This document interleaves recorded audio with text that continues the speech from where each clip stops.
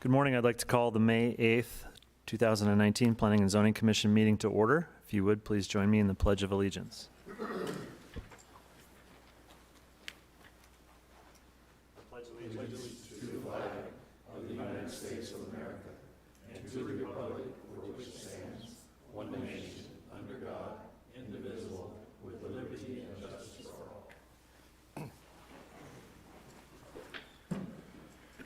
Roll call, please.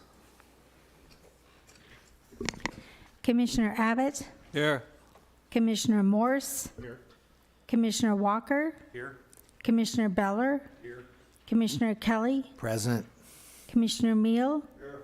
Commissioner Rogers? Here. Chairman Gordon? Here. Thank you. We have a quorum.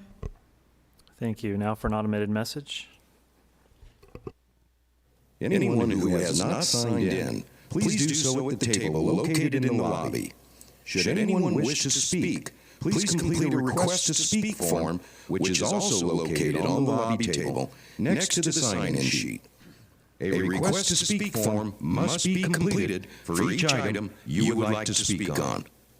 Please note, there are stairs on the right, left, and center aisles, and we ask that you use caution when using the stairs. There is also a ramp located to the audience's left. If anyone has written comments, exhibits, petitions, photos, or letters they intend to present at today's meeting, have 17 copies and give them to a staff member at the back of the auditorium. Staff member, please hold up your hand for the audience. If you do not have 17 copies, you may use the overhead camera to present your documents. Please place your documents on the podium and line it up with the arrows indicated. If you want your documentation to go on record, you must hand them to the clerk after your presentation with the agenda item number clearly marked on the documentation. Members of the public cannot speak to staff members that are seated at the tables with microphones during the meeting. If you have questions, please see the staff member located in the back of the auditorium. All speakers will be limited to 2 minutes to make their presentation statements. Everyone, please turn off all cell phones or place them on vibrate during the meeting. If you must take a call, please leave the meeting area and go outside to have your conversation. We also ask the audience to refrain from talking with one another during the presentations and discussions. Today, the Planning and Zoning Commission will hear public testimony and then forward a recommendation to the Board of Supervisors. Everyone attending the meeting is asked to remember that the administrative building and campus are tobacco-free areas, which means no smoking is allowed from curb to curb. No food or drinks are allowed in the auditorium except for bottled water. If there are any items remaining on the agenda, the Commission will break for lunch for 1 hour per the Chairman's discretion.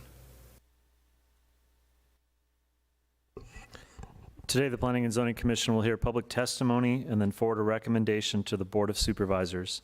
The items with a recommendation made by the Commission will be heard by the Board of Supervisors on Monday, June 3rd, 2019 at 9:30 a.m. in the same location, with the exception of any continued items. First off today, I need a motion to approve the meeting minutes from the April 10th, 2019 meeting. Make a motion that the April 10, 2019 minutes be approved. Second the motion. I have a motion by Commissioner Jacks, a second by Commissioner Abbott. All in favor? Aye.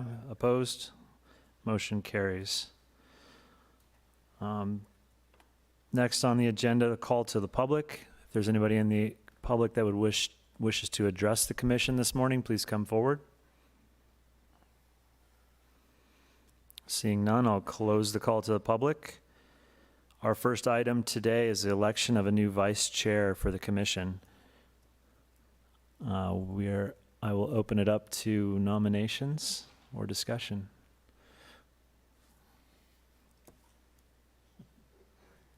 You knew that was going to happen. Someone have a nomination or someone wish to volunteer to be my I would, vice I chair? would nominate Larry. Larry Morris. I have a motion or a nomination for Mr. Morris. Any other discussions or a second? I would make a motion to elect him as chair, vice chair. I'll second. If he. If he will accept? Will he accept? Thank you. Commissioner Morris. See, that was easy. I have a motion by Commissioner Abbott, a second by Commissioner Walker to elect Commissioner Morris as vice chairman for the term May 2019 to April 2020. All in favor? Aye. Aye. Opposed? Motion carries. Congratulations. Thank you. Take you to nay. Yeah, I was thinking about it. All right, we'll move on. First item of the public hearing this morning. Item number 6 is an evaluation of a proposed amendment to sections 1.10B and 5.1D5B of the Mojave County Land Division Regulations as amended for the unincorporated parts of Mojave County, Arizona. Before you today is what I would consider a surgical improvement to the Land Division Regulations. Periodically, when we see the need, staff will bring forward a recommendation to the Commission and Board. This is one such instance that we think might help some developers to more readily develop some of their projects with larger lots in rural areas. So, staff recommendations. Staff recommends that the Mojave County Land Division Regulations be amended as follows, with new language bolded and eliminated language struck as shown in Exhibit A.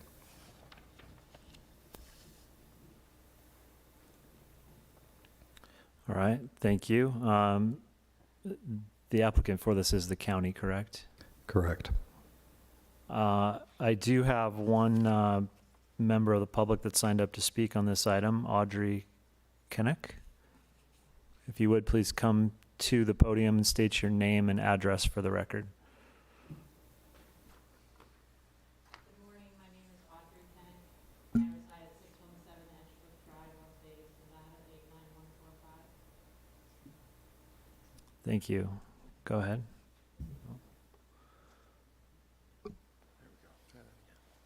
My name is Audrey Kennick. I reside at 617 Edgebrook Drive, Las Vegas, Nevada, 89145. I'm a developer in Mojave County. I've sold close to 1,000 lots over the past 3 years here. And the majority of those customers of mine typically want to do solar. They want to be off the grid. We have a development that we are proposing before you that would be creating about 93 10-acre lots, and we are 8 miles away from electric. And we've been working with the team here to assist in offering solutions other than electric to the lots, and solar is readily available. We've worked with a solar company who can provide solar to these lots.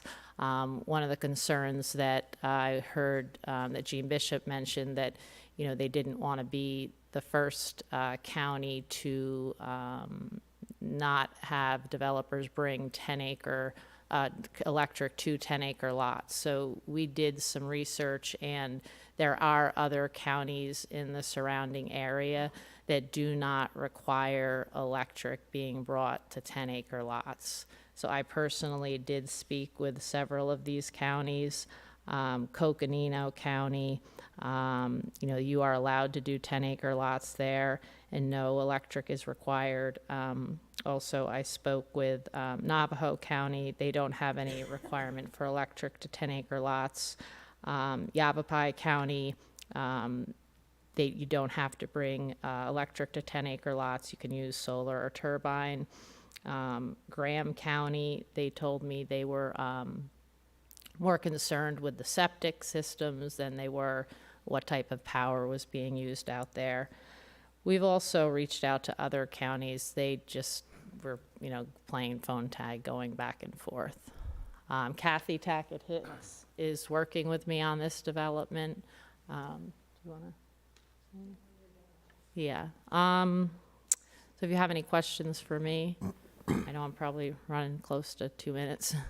That's okay. Thank you for your information. Does anybody have any questions or comments for the speaker?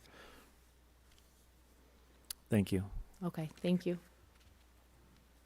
Yes, Kathy. Yeah, please come to the microphone, state your name and address for the record. Good morning, Honorable Chairman, Commissioners. My name is Kathy Tackett Hicks, 3751 Martingale Drive, Kingman, Arizona. And I am really excited that we're able to have this discussion. I've been trying to get something rolling for a year and a half just to discuss it because the technology is finally here.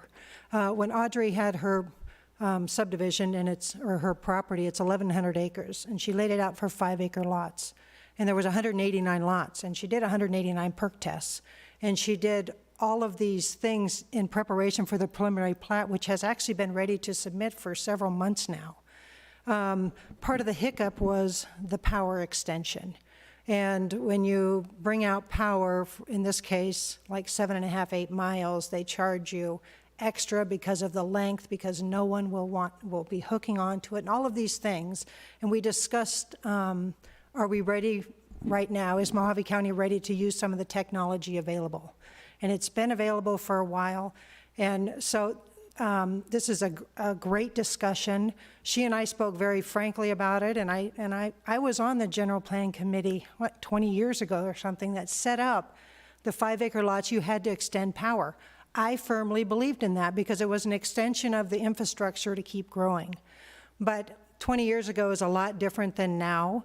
And so I discussed if she were willing to maybe cut those lots in half, only get 90 instead of 189, or whatever that exact number was, and that we could help the county by not encouraging what we've been fighting for 20 years, wildcat subdivisions, that we have a process. They go through the subdivision process, so the county would have control over the roads and certain basic infrastructure, and in return, there wouldn't be a wildcat subdivision. You'd have something, that went through a process, and the developer wouldn't have to bring power but could use updated technology. So I do not see this request as a reduction of improvements. I see it as a replacement of one improvement, that if we don't have to have the infrastructure for overhead power to these sites, we could use the technology that's available. And I thank staff for going through. We've been trying to go back and forth for a year now to discuss it, so I'm really happy that at least we can discuss philosophically and conceptually if we want to do this.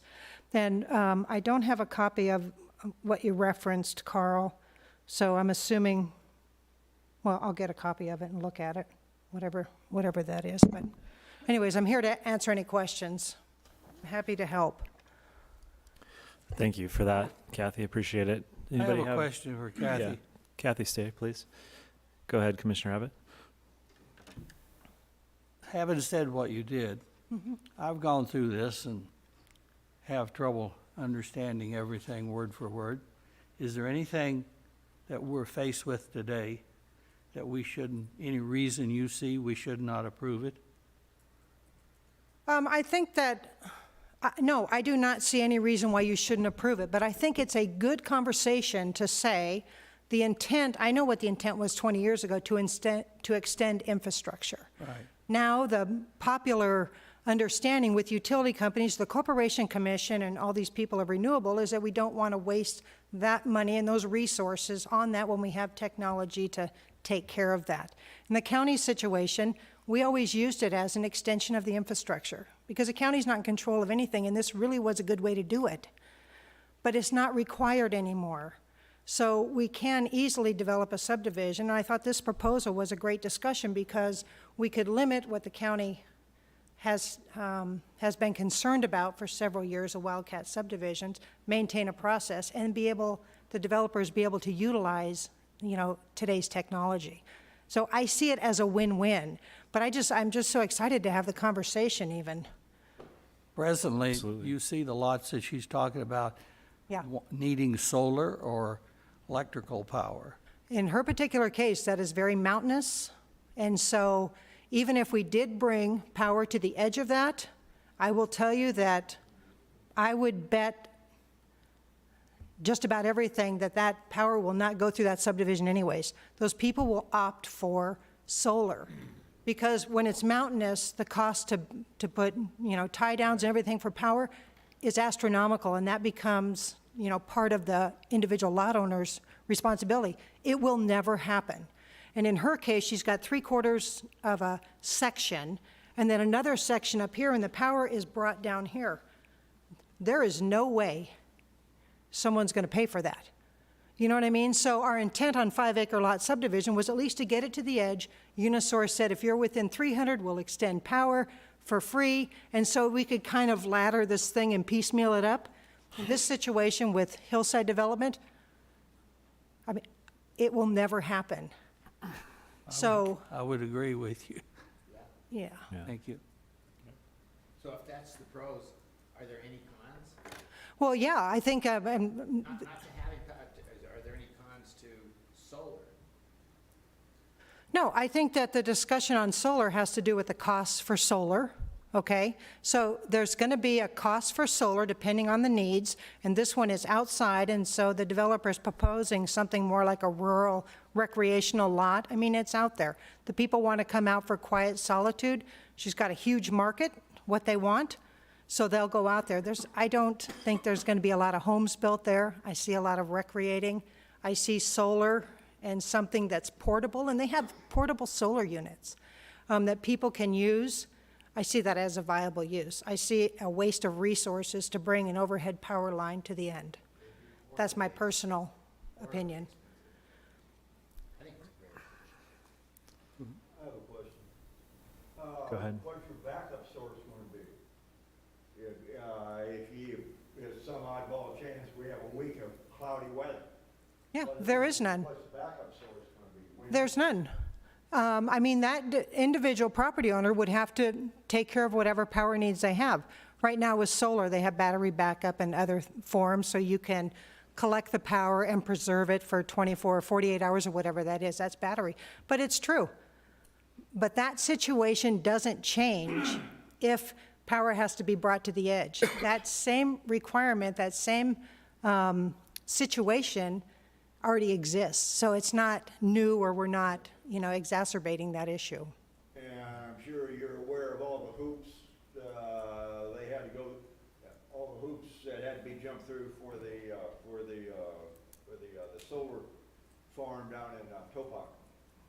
Change the process. Oh, yeah, and that's a commercial grade.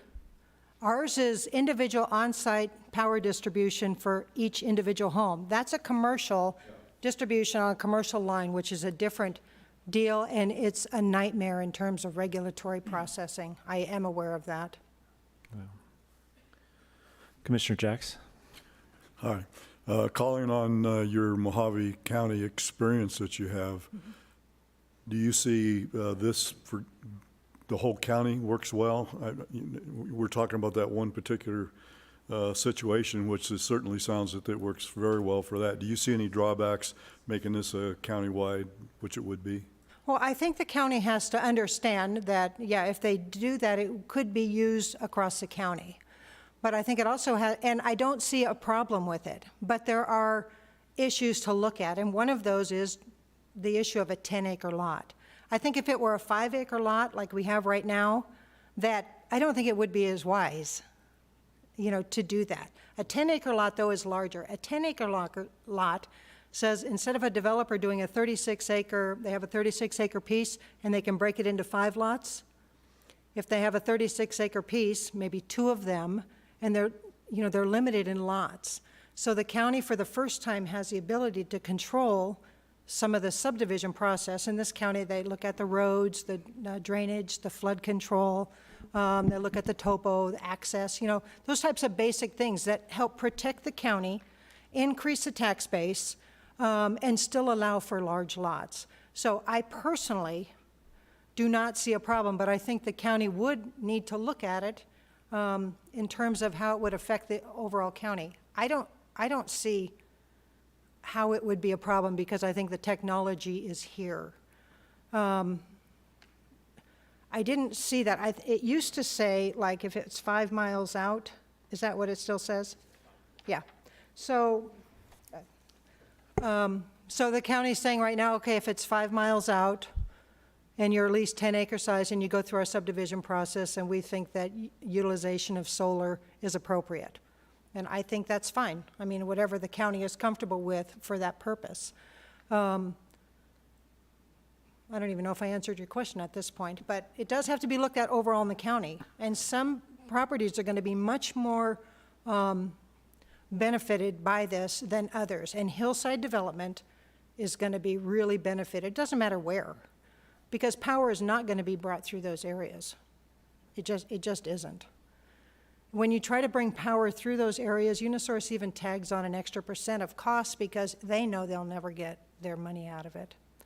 So everybody tries to do the right thing, extend power, you know? Thank you, appreciate it. Yeah. Yeah. Thank you, Kathy. Any other questions? Yeah. Commissioner Meal? One more question. Economically, lot by lot, or bring in that developer, or what's the long-range look? Well, in this case, this proposal would mean that each individual lot owner, this developer, any developer would have to put in their disclosure statement, and Audrey's going to put it in her contract for sale that solar or renewable or something outside of overhead power is required. So there's going to be a reduction in the land costs because she doesn't have that infrastructure up front, but they're going to pay it one way or the other. The problem with what we have right now, or it's not a problem. One of the crazy things about what we have right now is we can do a 5-acre subdivision out in the middle of nowhere. Developer has to pay for that infrastructure anyways, and the lot owners don't use it. You know, they just go get solar. So it's a waste of resources. It's a waste of infrastructure, and it does no value to the utility company. So it's strictly that the owner has to pay for it. Thank you, Kathy. Yeah. Commissioners, is there any other comments or discussion on this item? I have one for staff. What's your view on this? Go or not? Staff recommends approval. Traditionally, staff has viewed a proposed reduction of improvements as something that would be of a concern to the county for numerous reasons, but this applicant made a convincing argument that with sufficient restrictions and limitations, if the situations were conditioned adequately, as we believe we've done so in Exhibit A, staff would still recommend approval. Okay, I realize what you're saying. Next step is planning and zoning up to date on this solar deal for installation and everything that's involved with it. I would refer to the building division staff and the permit staff. The director may have some further insights. Chairman Gordon, Commissioner Meal, the item before you is more of a question of whether power should be required to the site. So the discussion about solar is basically a discussion of one possible option that the buyers could have at the property. They wouldn't be required to have solar at the property. So it's really what's before you today is should the land division regulations be amended to not require electrical service or bringing power to the site if the lots are 10 acres or greater and the site is and the subdivision is located five or more miles away from any existing power lines. So that's kind of what's before you. We've had discussions with the applicant, well, with Audrey and Kathy, and they've brought in a solar contractor that has provided some examples of what could be used out there. But this would not create any requirements for those land purchasers to implement solar out there. This is just saying that during the development, the county will not require that solar be brought to the site. Hope that answers your question. No. But I understand what you're doing. Chairman Gordon. Yeah, Commissioner Yes, I have a Morris. comment and a question for staff. Comment is, I do support decentralization of utilities because that's the future. I mean, we've got too much reliance on incompatible systems that are creating problems all over the United States. Power failure problems, et cetera. One area goes down, everybody goes down. And solar certainly has come to a point where it's very viable for even a permanent facility. It's better for a facility that's occupied full-time than it is with like a vacation-type facility, because you have to maintain batteries, you have to, if you want power all night long, you've got to be able to provide that in the interim period where the sun doesn't shine. On the other hand, this is a recommendation for modification of the subdivision portion of the land development ordinance. And I have concern that maybe perhaps the minor lands division portion of the subdivision, or of the land development ordinance, should also address it. If we're going to allow 10-acre lots today in a subdivision, what precludes that from coming back later and asking for splits to 5-acre lots or 1-acre lots? And then putting in the pressure on staff and the supervisors to bring in facilities, or why did you let this happen? And I've seen that time and time again on a lot of times in Golden Valley that's happened. Now, they weren't subdivisions, but they were wildcat subdivisions. That's my comment. Can we put any other constraints on further divisions or? Mr. Chairman, Commissioner Morse, minor land divisions, which are discussed in Section 7 of the Land Division Regulations, don't require the extension of infrastructure by the developer. So that section of the ordinance is silent as to the requirements for extension of improvements. They're not subdivisions, so we don't require improvements of the developer. Each individual property owner or the lot buyer, the parcel buyer of a minor land division, is required to demonstrate when they apply for their building permit that they have the necessary improvements in place to be able to get the permit. But for subdivisions, one of the methods that we've used traditionally to control this is a condition in the subdivision approvals that states that once the lots are platted, the lots in the subdivision will not be further split from their approved and final platted form. So that is a standard condition that we've used for more than 20 years now. I understand that, but it seems to get There's the possibility. ignored in areas. I would agree that if this was looked at as a slippery slope, allowing a debatably lower standard of improvements by not requiring landline electric or grid electric to the sites, if that was viewed as a potentially slippery slope to push open the door and require fewer improvements for smaller and smaller lots, yes, and I think staff would be concerned about that. I think that even echoes something that Kathy said, or Kathy agreed with, that when you get down to smaller parcels, even to 5 acres, then the county's interest, the public's exposure increases. I would say that we support this at this level, at 10 acres. And in the future, if adequate, if sufficient interest from the development community came forward to propose lesser improvements for even smaller lots, well, we can evaluate that at a later date. Thank you. Commissioner Gordon? Yes. Sorry, Chairman Gordon, Commissioner Morse. To add to what Carl has mentioned, as he said, we've traditionally conditioned that in a subdivision, no additional land splits can occur.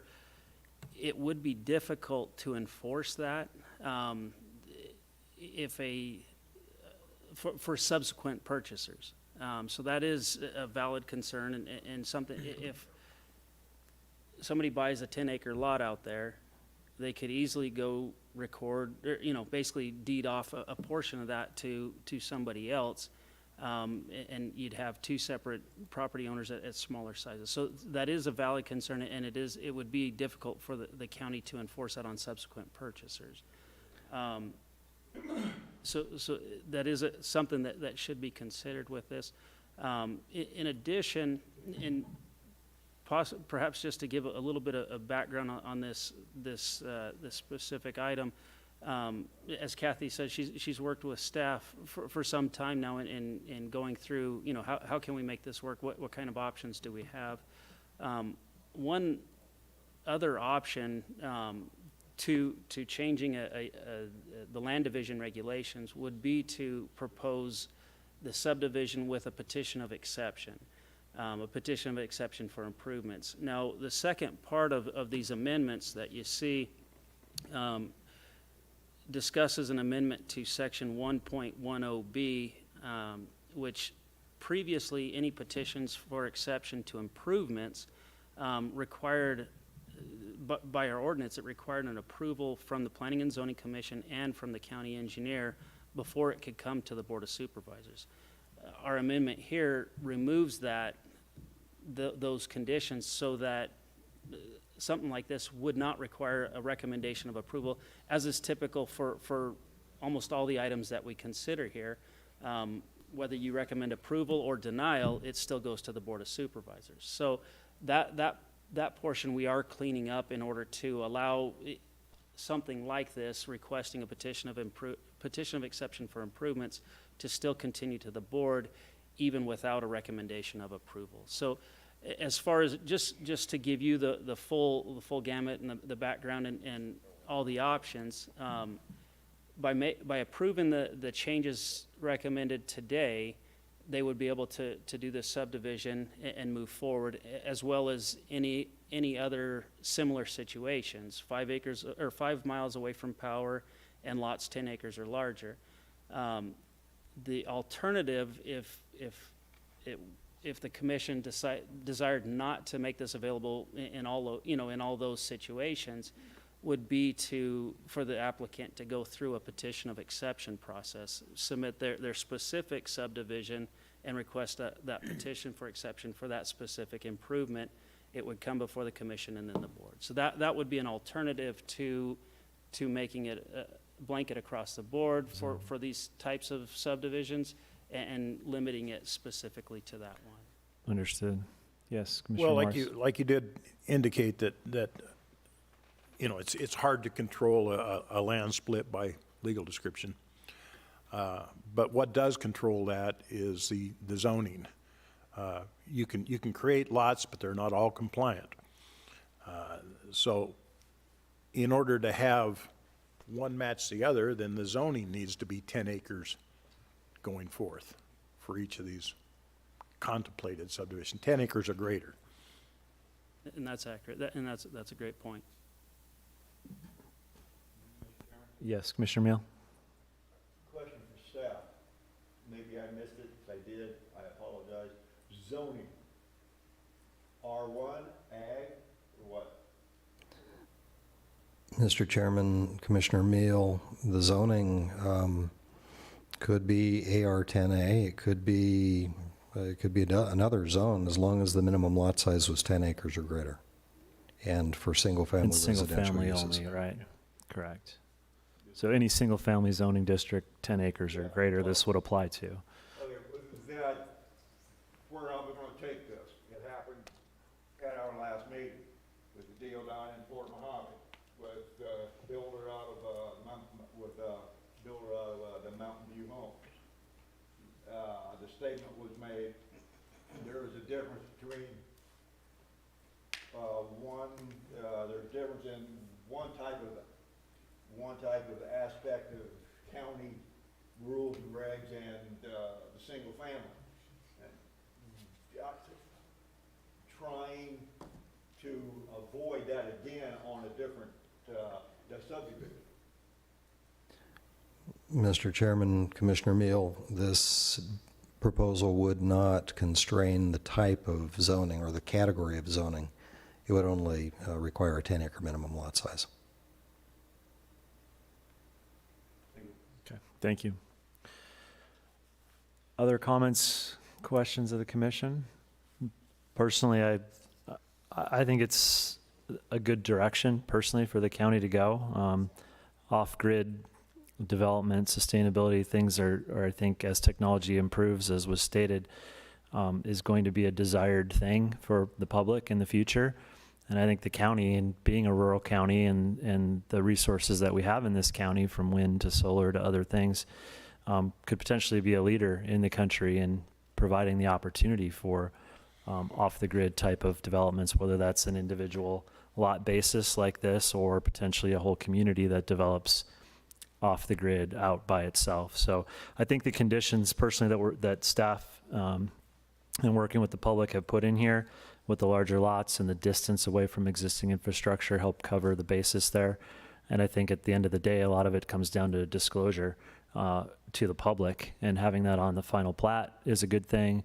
And also, obviously, in a public report situation, it will be spelled out that there is not power available to the site. So we're pretty well covering the public's concern from a disclosure standpoint with those items as well. So I'm in support of this personally, and I guess any other comments or discussions on this item today? This is an evaluation. Are we making a recommendation today, or just discussing? We are? Mr. Okay. Chairman, this is an actual recommendation for action. Okay. So we are at the table for either additional discussion and or a recommendation on this particular item. I'll make a motion that the Mojave County Land Division regulation be amended as presented by staff. Second. I have a motion by Commissioner Jackson, a second by Commissioner Morris to move this item forward. Any other discussion? Hearing none, those in favor? Aye. Aye. Opposed? Motion carries. And I believe that is the last item today. The other items were postponed to a special meeting being held on May 22nd. Is there any other items, staff, or anything we want to address today? Chairman Gordon. Yes. I'll get these straight some point today. Chairman Gordon, members of the commission, I just wanted to thank you for accommodating us in the special meeting on May 22nd, and apologize for the inconvenience for that. We had an error in our notice dates, and that caused some legal issues as far as the items that were supposed to be considered today. But just wanted to apologize to you for that, and thank you for your accommodation in the meeting. No problem. Thank you. I will be absent, but I'll participate on the phone. So, Commissioner Morris, it'll be your first opportunity right off the bat here. That'll be a catered meeting, correct? I will participate by phone, though, so I'll be there to support you. Okay, I'll entertain a motion to adjourn. I'll make that motion. Second motion. In favor? Aye. So moved. We stand adjourned.